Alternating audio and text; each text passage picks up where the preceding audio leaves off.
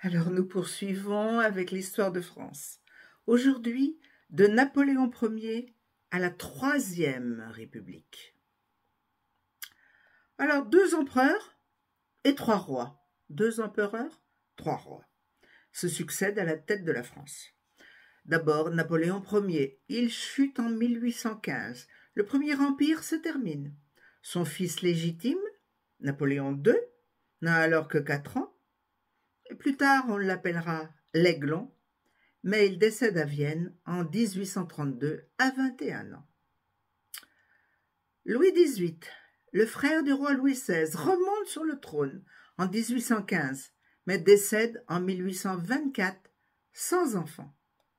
Ensuite, c'est Charles X, son frère, qui lui succède de 1824 à 1830 et qui veut rétablir la monarchie absolue. Il prend des mesures impopulaires. Une nouvelle révolution arrive en juillet 1830 et Charles X abdique. Son cousin, Louis-Philippe, respecte les idées de la Révolution, mais reste trop proche de la grande bourgeoisie. C'est sous son règne, de 1830 à 1848, qu'a lieu la conquête de l'Algérie. Des révoltes parisiennes amènent en 1848 la proclamation de la Deuxième République, qui ne durera que 3 ans.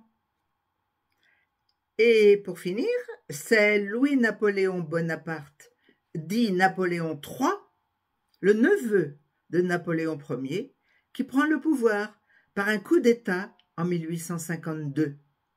C'est le Second Empire, qui ne va durer que 4 ans. De nombreuses personnes sont proscrites, comme Victor Hugo. Napoléon III entraîne la France dans des guerres désastreuses. Il finit prisonnier et abdique en 1870. Et aussitôt, la Troisième République est proclamée avec Thiers comme président, puis MacMahon, puis Jules Grévy. En 1875, le pays devient définitivement une république, c'est la troisième, et jusqu'en 1946.